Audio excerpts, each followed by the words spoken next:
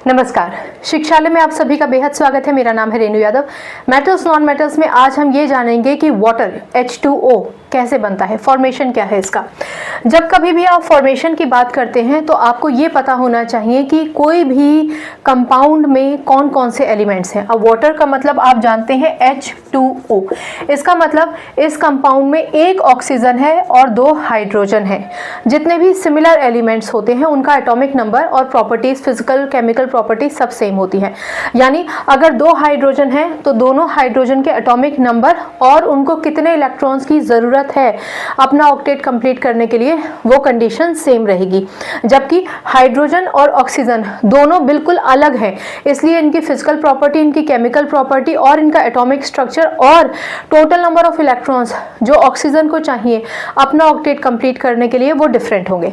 यानी ऑक्सीजन और हाइड्रोजन की एटॉमिक स्टेबिलिटी अलग अलग नंबर ऑफ इलेक्ट्रॉन से आएगी। चलिए, पहली चीज तो अगर आप ये जान गए हैं तो अब आपको ये जानना जरूरी है कि एटॉमिक नंबर कितना है। जो एलिमेंट्स मिलकर एक कंपाउंड बना रहे हैं उनका एटॉमिक नंबर कितना है। एक छोटा सा पॉज लीजिए। कंपाउंड को ही मॉलिक्यूल भी कहा जाता है, मॉलिक्यूल ऑफ कंपाउंड या फिर केवल कंपाउंड।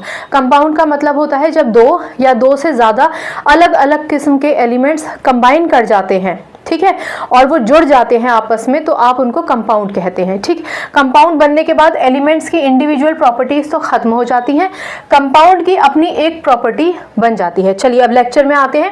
ऑक्सीजन का एटॉमिक नंबर 8 है, यानी कॉन्फ़िगरेशन हुआ 2 and 6। कहने का मतलब इसके पास K शेल और L शेल है। आपको पता है कि K शेल में मिनिमम नंबर ऑफ इलेक्ट्रॉन 2 होने चाहिए, लेकिन L शेल और बाकी के जितने भी शेल्स हैं उनमें कम से कम 8 इलेक्ट्रॉन होने ही चाहिए। इसका मतलब ये हुआ कि ऑक्सीजन के पास 2 इलेक्ट्रॉन की कमी है। इन 2 इलेक्ट्रॉन्स की पूर्ति के लिए ऑक्सीजन कंबाइन करेगा हाइड्रोजन से। वो कैसे होगा वो सब डिस्कस करेंगे। पहले हाइड्रोजन की बात कर लेते हैं। हाइड्रोजन, इसका मतलब एटॉमिक नंबर 1। हाइड्रोजन में एक एटॉमिक नंबर है। एक एटॉमिक नंबर मतलब पहला शेल K में सिर्फ एक इलेक्ट्रॉन है। मैंने आपको बताया लेक्चर की शुरुआत में कि K शेल में 2 इलेक्ट्रॉन कंपलसरी हैं, यानी वो एटम्स जो बड़े नहीं हैं, जिनमें केवल एक ही शेल है, K शेल है, उसकी मिनिमम रिक्वायरमेंट है कि कम से कम इस शेल में 2 इलेक्ट्रॉन होने चाहिए। K के बाद के शेल्स में मिनिमम 8 होने चाहिए, मैक्सिमम की बात नहीं कर रही हूँ, लेकिन यहाँ K शेल ही है केवल और इसमें है 1 इलेक्ट्रॉन।